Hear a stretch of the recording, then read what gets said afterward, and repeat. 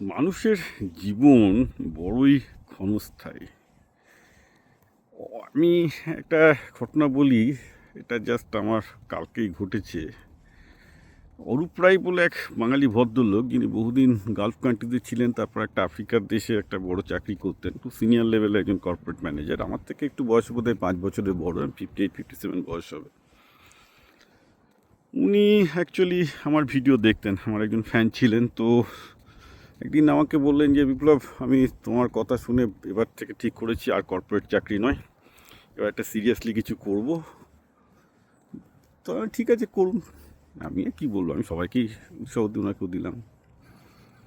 ওনার বয়স তো 57-58 হয়ে গেছে, কিন্তু ভদ্রলোকের প্রচণ্ড এনার্জি ছিল। তারপর উনি বললেন যে উনি অ্যাকচুয়ালি যাদবপুরের ইউনিভার্সিটির একটা টেকনোলজি নিয়ে, একটা নতুন স্পেকট্রোস্কোপের একটা টেকনোলজি নিয়ে উনি বললেন, এটা আমার মনে হচ্ছে আমি বিদেশে বেচতে পারবো।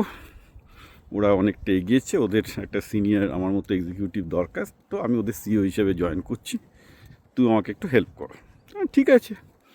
আপনি 58-এ 57-এ যে চাকরি বাকরি ছেড়ে স্টার্ট আপ করতে চাইছেন, এটা তো আমার পক্ষে খুব আনন্দের কথা। আপনি বলুন আপনার কী হেল্প লাগবে। তো ওনার যা জিটিএম থেকে শুরু করে ফান্ড তোলার ব্যাপারে কী করতে হবে, ওই ফিল্ডে ওনার খুব একটা আইডিয়া ছিল না। আমি ওনাকে সমস্ত কিছু মার্কেটিং সেলস, মানে জিটিএম কী করে হবে, কীভাবে ফান্ড করবেন, কী করবেন, একটা ওনাকে আমি যথেষ্ট, উনি আমাকে প্রায় কল করতেন।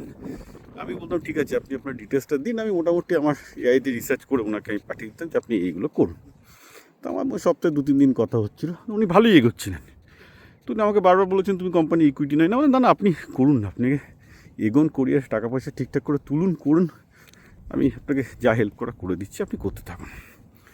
তো হচ্ছে এরকম 1 মাস ওনার সাথে আমার সম্পর্ক চলছে, এবং দেখছি ভদ্রলোক এই বয়স হলো, যতই বয়স মানে 58 হোক না কেন, প্রচুর এনার্জি। যে কোনো ইয়ং ছেলের থেকে এনার্জি অনেক বেশি, প্রচুর এন্থু নিয়ে কাজ করছেন।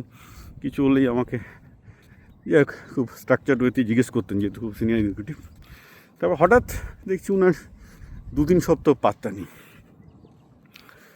আমি ভুলেও গেছি, কারণ এরকম আমার কাছে অনেকেই সাহায্যের জন্য আসে, আমি করেও দিই।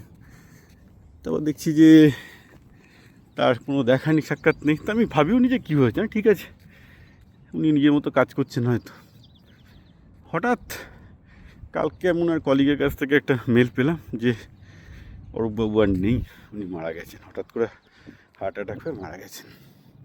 Shocking, total shocking. কারণ এই লোকটার সাথে মোটামুটি সপ্তাহে 3-4 দিন কথা বলছিলাম। উনি প্রচুর প্রবল উৎসাহে স্টার্ট আপটা নিয়ে এগোচ্ছিলেন। আমার কাছ থেকে প্রচুর জিজ্ঞাসা করেছেন, তাকে যতটা পেরেছি আমি আমার নলেজ দিয়ে সাহায্য করেছি। আপনি কী কী স্টেপ করবেন, কী কী স্টেপ করবেন না।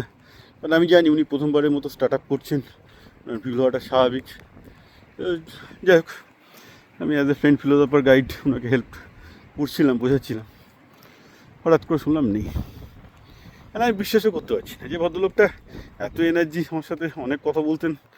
তার পার্সোনাল লাইফ নিয়ে আমরা কিছু জানি, কী করে তিনি এসছেন, কী করে লড়ে নিজের জায়গাটা, একটা বাঙালি লোক, বাঙালিদের তো আর কেউ অন্যভাবে দেয় না, নিজের লড়ে জায়গা করে নিয়েছে। আর I was shocked, totally shocked. তেমন জীবন ক্ষণস্থায়ী, জীবন ক্ষণস্থায়ী। কার জীবন কখন যে উঠে চলে যাবে বলা খুব মুশকিল। এই আমি আজকে একটা সুন্দর আবহাওয়ায় ঘুরে বেড়াচ্ছি, কালকেটা নাও হতে পারে। কার যে কখন এখন হঠাৎ করে হার্ট অ্যাটাক হবে, নোবডি ক্যান সে এনিথিং। তো যাই হোক, মানে জীবন ক্ষণস্থায়ী, এটা ভেবেই এগোতে হবে। আমি তো সেইভাবেই কাজ করি। আমি জানি যে জীবন যে কোনো মুহূর্তে জীবনের ক্লক থেমে যেতে পারে, ঠিক সেইভাবেই আমি কাজ করি।